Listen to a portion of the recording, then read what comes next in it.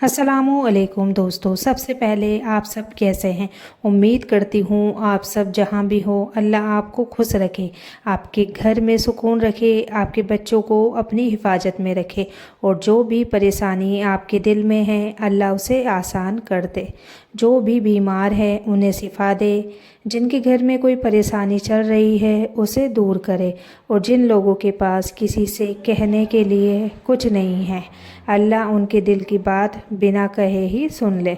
बस छोटी सी दुआ है मेरी आप सबके लिए कि अल्लाह हम सबको अपने करीब रखे और हमारी गलतियों को माफ़ फरमाए, आमीन। आज मैं आपसे कोई बहुत बड़ी बात या कोई बहुत बड़ी तकरीर करने नहीं बैठी। आज बस अपने दिल की एक बात आपसे शेयर करना चाहती हूँ। शायद मेरी ये बात सुनकर किसी एक इंसान को भी लगे कि मैं अकेली नहीं हूँ, मेरे जैसे हालात से कोई और भी गुजर चुका है, तो मुझे लगेगा कि मेरी बात करना बेकार नहीं गया। मैंने जो टाइटल रखा है यूट्यूब का, आप लोगों ने देखा होगा, उसके पीछे मेरी अपनी एक कहानी है। और सच कहूँ तो मेरी ज़िंदगी में परेशानियाँ आज भी आती है। ऐसा नहीं है कि मैंने नमाज़ पढ़ना शुरू किया और उसके बाद ज़िंदगी में कोई परेशानी नहीं आई। परेशानी तो ज़िंदगी का हिस्सा है। कभी एक आती है, कभी दूसरी आ जाती है। कभी पैसों की चिंता, कभी घर की चिंता, कभी बच्चों की चिंता और कभी किसी रिश्ते की बात दिल को परेशान कर देती है। लेकिन पहले और अब में फ़र्क इतना है कि पहले परेशानी आती थी तो मुझे लगता था कि अब मैं क्या करूँगी, और आज परेशानी आती है तो दिल कहता है चलो अल्लाह के सामने रख देते हैं। एक समय ऐसा था जब मैं बहुत परेशान रहती थी, बहुत ज़्यादा। बाहर से देखकर शायद किसी को अंदाज़ा भी नहीं होता था कि मेरे अंदर क्या चल रहा है। मैं अपने घर के काम करती थी, बच्चों के काम करती थी, जो जिम्मेदारियां थी वो पूरी करती थी, लेकिन अंदर से मेरा हाल बहुत ख़राब था। कभी कभी ऐसा होता ना कि इंसान किसी को देखकर मुस्कुरा रहा होता है, उससे बात भी कर रहा होता है, घर का काम भी कर रहा होता है, लेकिन उसके दिमाग में सिर्फ एक ही बात घूम रही होती है कि आगे क्या होगा। मेरे साथ भी कुछ ऐसा ही था। मैं सोचती रहती थी कि मैं क्या करूँगी, कैसे होगा, ज़िंदगी आगे कैसे चलेगी, और सबसे ज़्यादा मुझे अपने बच्चों की चिंता होती थी। मैं अपने बारे में तो शायद किसी तरह सोच भी लेती थी। मन में आता था कि मेरी ज़िंदगी जैसे तैसे कट ही जाएगी। इंसान बहुत कुछ सह लेता है, लेकिन जब अपने बच्चों के बारे में सोचती थी तो दिल और ज़्यादा घबरा जाता था। मैं सोचती थी कि अगर मेरी ज़िंदगी इतनी परेशानियों में गुजर रही है तो कहीं मेरे बच्चों की ज़िंदगी भी ऐसी ही ना हो जाए, कहीं उन्हें भी वही परेशानी ना देखनी पड़े जो मैंने देखी, कहीं उनके हिस्से में भी इतनी टेंशन ना आ जाए। और यही सोच सोच कर मैं अंदर से टूटने लगी थी। मैं किसी को ठीक से बता भी नहीं पाती थी कि मेरे अंदर क्या चल रहा है, क्योंकि कभी कभी इंसान को सुनने वाला चाहिए होता है, सलाह देने वाला नहीं। और ये बात मैंने ज़िंदगी में बहुत महसूस की है। मैं हर किसी को अपनी परेशानी बताना आसान नहीं होता। आप किसी को अपनी बात बताओ और आपको लगता है कि सामने वाला समझेगा, लेकिन बाद में वही बात किसी और जगह पहुंच जाती है। फिर इंसान अगली बार अपनी बात बताने से पहले 10 बार सोचता है। मेरे साथ भी ऐसा ही हुआ कि मैं अपनी परेशानी किसी को बताती तो बाद में मन में डर रहता कि पता नहीं ये बात आगे किस किस को पता चलेगी।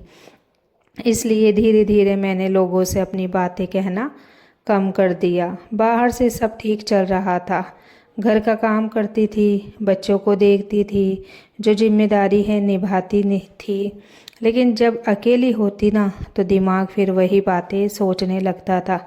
कभी रात को नींद आने में परेशानी होती थी, कभी आँख खुल जाती थी तो कभी चिंता, कभी दिन में काम करते हुए अचानक कोई बात याद आ जाती और दिल भारी हो जाता।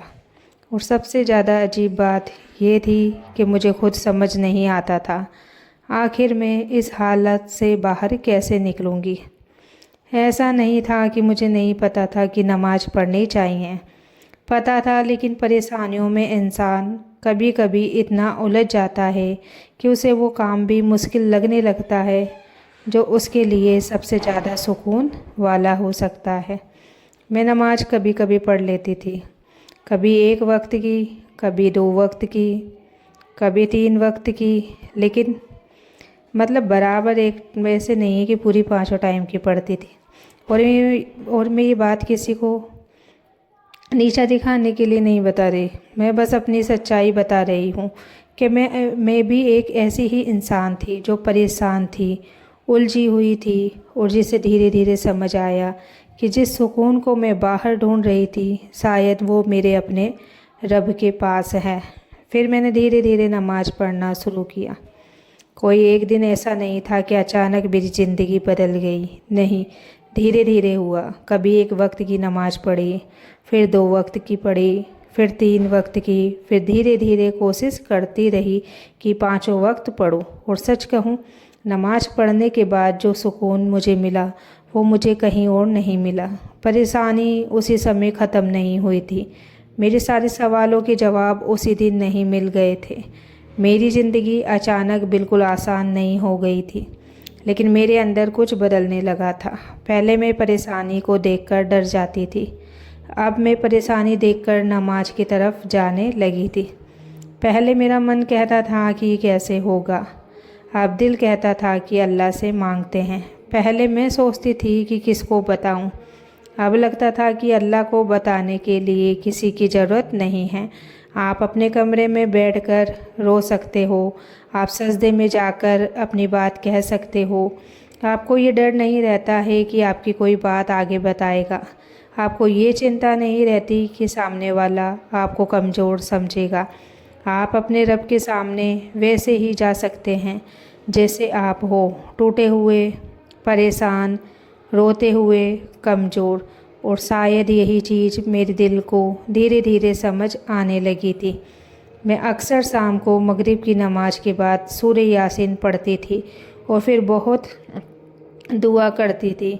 मैं अल्लाह से अपने हाल के लिए दुआ करती थी, अपने बच्चों के लिए दुआ करती थी, अपने घर के लिए दुआ करती थी, और बस एक ही बात कहती थी कि या अल्लाह मेरे हाल को बेहतर कर दे, या अल्लाह मुझे रास्ता दिखा दे, या अल्लाह मेरे बच्चों का फ्यूचर अच्छा कर दे, या अल्लाह मेरे घर में सुकून दे, या अल्लाह मेरे दिल की परेशानी दूर कर दे। और कभी कभी दुआ करते करते मेरी आंखों से आंसू निकलने लगते थे। मैं कोई बहुत बड़े बड़े शब्दों में दुआ नहीं करती थी, मेरी दुआ बहुत सिंपल होती थी, क्योंकि जब दिल सच में परेशान होता है ना, तब इंसान को शब्द भी याद नहीं रहते। बस इतना ही मुंह से निकलता था मेरे कि या अल्लाह मेरी मदद कर, और कभी कभी बस यही काफ़ी लगता था। मैंने महसूस किया कि नमाज सिर्फ़ एक जिम्मेदारी नहीं है, बल्कि मेरे लिए सहारा बन गई। जब दिल बहुत भारी होता था, नमाज पढ़ती थी। जब किसी बात का जवाब नहीं मिलता था, नमाज पढ़ती थी। जब किसी बात को लेकर डर लगता था, नमाज पढ़ती थी। जब बच्चों को लेकर चिंता होती थी, उनके लिए दुआ करती थी। और धीरे धीरे मुझे महसूस हुआ कि मेरी परेशानी से ज़्यादा बड़ी चीज़ मेरा रब है। ये बात समझने में मुझे टाइम लगा, क्योंकि जब इंसान परेशानी में होता है तो उसे अपनी परेशानी बहुत बड़ी दिखाई देती है। उसे लगता है कि इससे बाहर निकलना मुश्किल है, लेकिन अल्लाह कुछ भी मुश्किल नहीं करता। और मैं ये बात आज इसलिए कह रही हूँ क्योंकि हो सकता है इस समय आप में से कोई ऐसा इंसान हो जो परेशानी से गुजर रहा हो सकता है आप भी बाहर से बिल्कुल ठीक दिखते हों, लेकिन अंदर से बहुत परेशान हो सकता है आपके घर में सबको लगता हो कि आप ठीक हैं, लेकिन रात को जब आप अकेले होते हो तो आपकी आंखों में आंसू आते हैं। आप भी बच्चों को देखकर सोचते हो कि इनका क्या होगा। आप किसी रिश्ते की परेशानी में हो, पैसे की परेशानी में हो, नौकरी की चिंता में हो, घर में किसी की बीमारी हो, शादी को लेकर परेशान हो, आपका रिश्ता टूट गया हो, कोई अपना आपसे दूर हो गया हो, आपने किसी को अपनी पूरी बात बतानी चाही हो लेकिन कोई सुनने वाला नहीं मिला हो, तो बस मैं आपसे इतना कहना चाहती हूँ कि अपनी परेशानी को दिल में दबाकर खुद को अकेला मत समझना। अल्लाह के सामने जाओ, नमाज़ पढ़ो, दुआ करो, और अगर आज 5 वक्त की नमाज नहीं पढ़ पाते तो ये मत सोचो कि अब तो मैं कुछ नहीं कर सकती। जहाँ हो वहीं से शुरुआत करो। 1 वक्त से शुरुआत करो, फिर 2 वक्त, फिर धीरे धीरे आगे बढ़ो। अपने आप को ये मत कहो कि मैं बहुत गुनहगार हूँ, मेरी दुआ कैसे कबूल होगी। हम सब इंसान हैं, हमसे गलतियाँ होती है, लेकिन अल्लाह की तरफ लौटना बंद नहीं करना चाहिए। मैं खुद कोई परफेक्ट इंसान नहीं, मेरी ज़िंदगी में भी कमियां हैं, मुझसे भी गलतियां हुई हैं, लेकिन मैंने ये सीखा कि गलती हो जाने के बाद अल्लाह से दूर नहीं जाना चाहिए, बल्कि वापस उसी की तरफ आना चाहिए। मैं आज भी परेशान होती हूँ, आज भी कभी कभी दिल भारी हो जाता है, आज भी कभी ऐसा होता है कि समझ नहीं आता क्या करूँ। लेकिन अब फ़र्क ये है कि पहले मैं परेशानी के अंदर खो जाती थी और आज मैं उसी परेशानी को लेकर अल्लाह के सामने बैठ जाती हूँ। और सच कहूँ तो यही मेरी सबसे बड़ी राहत है। मेरे लिए सबसे बड़ी खुशी ये नहीं कि मेरी ज़िंदगी में कभी परेशानी नहीं आई, सबसे बड़ी खुशी ये है कि परेशानी के बीच मुझे नमाज का रास्ता मिल गया। पहले मुझे लगता था मेरी परेशानी ख़त्म होगी तो मैं सुकून में आऊँगी।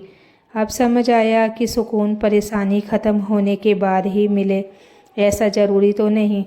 कभी कभी परेशानी के बीच भी सुकून मिल जाता है और वो सुकून हमें अल्लाह देता है।